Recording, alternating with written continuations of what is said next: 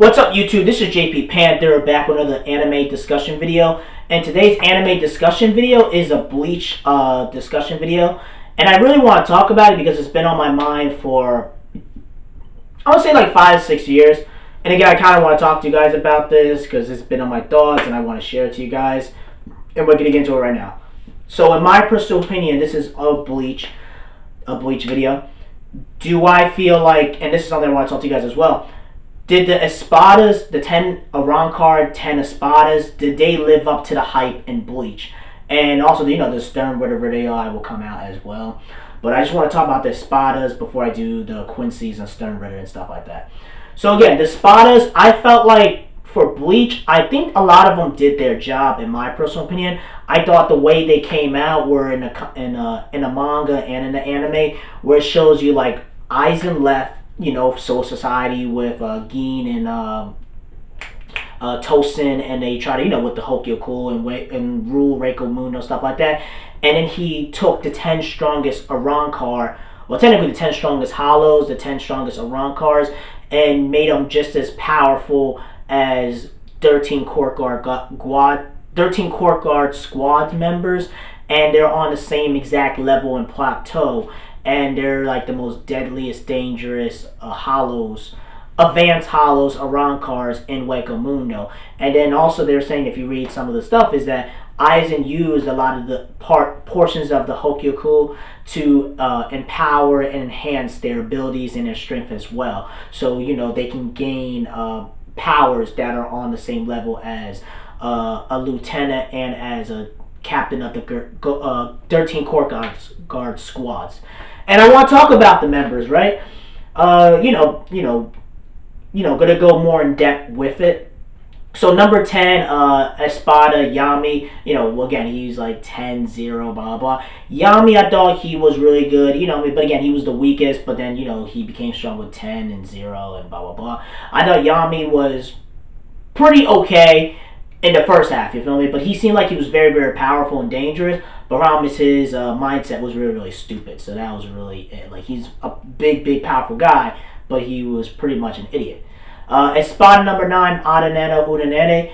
I thought he was really good when he took Rukia's Master's body and used it to empower himself and to make him more powerful than he really is. So not only does he have all these dead hollows that he swallowed and absorbed, but he also absorbed Lieutenant, which was Kai Shiba, and absorbed his knowledge and his ability to kill Rukia and stuff like that. And of course, Rukia beat him at the end.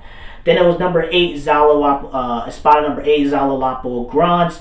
I thought he was pretty good with his abilities, and he was able to manipulate people and control their bodies and poison them and toxic. He was kind of like the scientist for the Espadas. I thought he was cool. I thought he was dope. He was kind of feminine, but overall, he was a pretty dangerous foe. And then number 7 was Zamaru, the black-looking Arrancar. I thought he was pretty powerful when it came to Byakuya, but the problem is he had a weakness where, every time his eyes, get somebody, he's more powerful. But then Byakuya did his Bankai and slash all those eyes, and he can't use any of his powers. And then pretty much Byakuya just made him look bad. Then number 6 was Grimmjow. I thought Grimmjow to me was in my perspective, especially if you read the manga, if you read with the Dalsian Blood War, he's technically the strongest Espada currently right now, because he has the original release state, Resurrection, and he has a second Resurrection, right? And again, we didn't really get to see that in the manga as much, but Grimmjow was so powerful, he just killed he just ripped one of the Stern Ritter's hearts out and just boom, I'm that dude. And it shows you he's actually the strongest Espada currently, in the Dalsian Blood War. But in the manga, he was ranked number 6. But I did like Grimmjow because, to me, Grimmjow and Ichigo had that Vegeta and Goku type of vibe where they were kind of rivals. Grimmjow hated Ichigo, but he didn't really he didn't hate him so much he wanted to kill him, he just wanted to challenge him. And when you see Grimmjow the first time, he's beating Ichigo up. He's blocking his sword with his arm. And then the second time they fight, he loses his arm, because Tosin cuts his arm. Then he fights the final fight. And even when he loses, right, he's just like, I want to kill you, Ichigo. I want to make you my biatch. Like, he was really, really short. And of course, he got knocked out by Espada number 5. But overall, Grimmjow to me is one of the most standout, powerful Espadas. Then number 5 was Nuitora. I thought he was really dope. I thought he was really cool. He was a skinny Espada that, he had the swords. He was slashing and killing everybody. He was fighting Kenpachi. He made Ichigo look like a hoe, to be honest with you. And he was just mad, deadly, and dangerous. And he had that despair in your eye. He looked like he wanted to kill you, slice you up. Like, he had the fear that he wanted to really kill you and be bloodthirsty, and all he wanted to do was to get stronger and be bloodthirsty. So pretty much he was technically the Espada's Kenpachi in a way, and then him and Kenpachi fight, and they pretty much had the same type of killer instinct where they just wanted to kill each other, fight, and blood, and fight someone strong. And if I die, I'd rather die by someone who's stronger than me than someone that's weaker than me. So they kind of had that same type of killer instinct. Then number 4 was Ukiura. I just felt like Ukiura was just mad dope because he was smarter, he was more intelligent. Aizen, you could tell, trusted him a lot more than all the Espadas because I think Aizen knew that he had the second resurrection, because that's why I think the reason why he didn't bring him to the Fate Card 2 Kuratown arc is that Ukiura would have been so powerful he would have just killed everybody. So Aizen's just like, Ukiura, since you're the most powerful and you're the most smartest and you're the ones I kind of trust the most, I'm going to leave Hueco Mundo in the palace to you. And him and Ichigo fight. He had the resurrection. He beat Ichigo, and then Ichigo went crazy with the hollowification, whatever, and just slashed and killed Ukiura. But overall, I felt like Ukiura was definitely one of the most strongest Espadas, and he's the one that really stands out among all of the 10. So that's for Ukiura.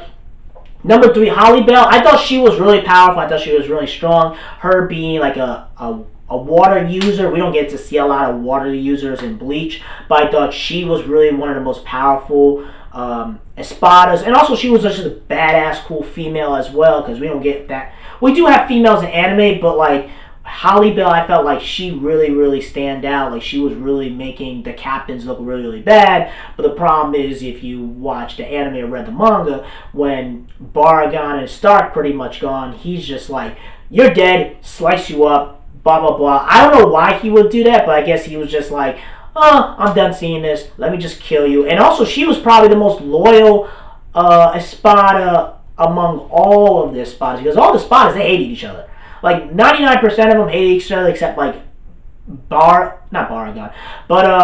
hated, but Stark is the only one who really liked everybody. And most of the Espadas, they hated each other. They wanted to kill each other. And I felt like Holly Bell, Aizen's just slicing, killing her up, was kind of stupid and kind of immature, but he didn't really care, and he's an evil little bastard. And that's what happens, Holly Bell, when you signed up to be with an evil dictator, god, like, villain.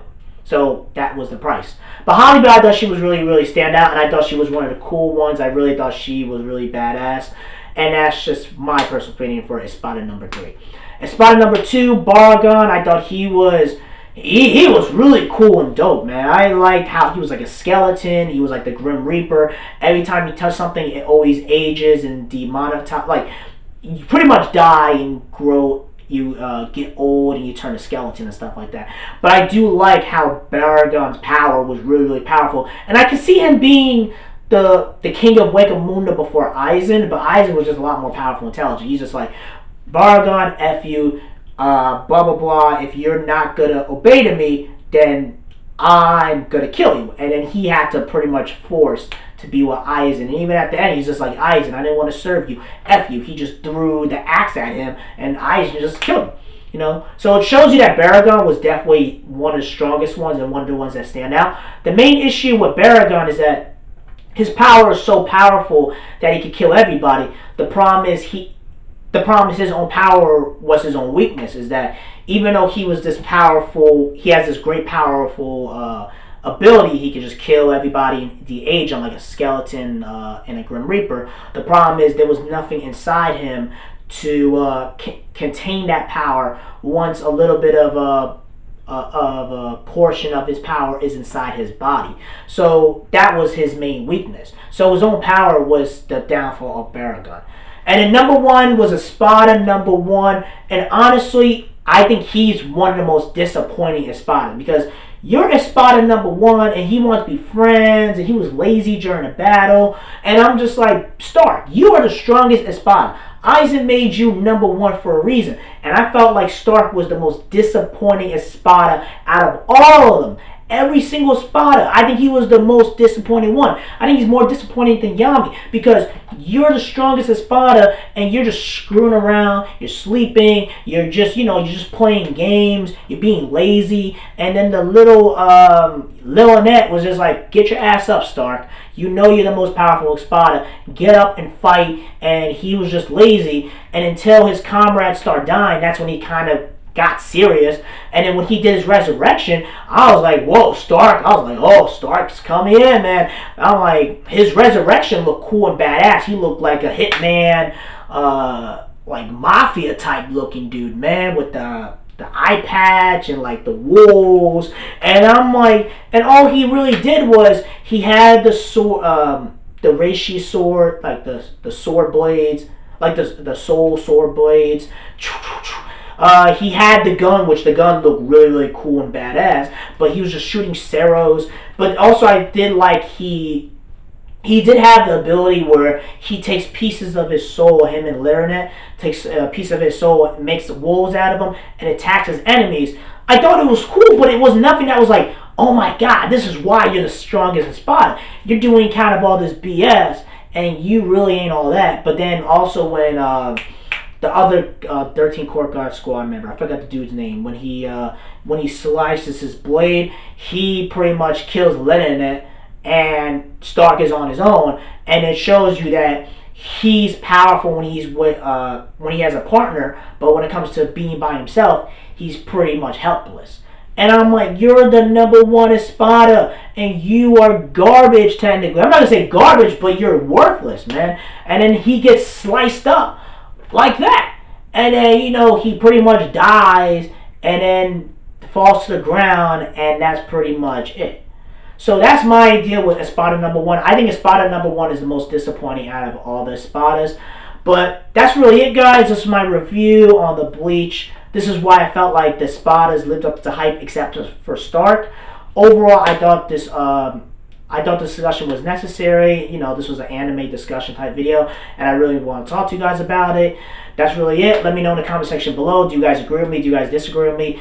Let me know in the comment section below. Rate, like the video. Make sure you rate and like the video and subscribe to this channel. Peace and have a great day and take care.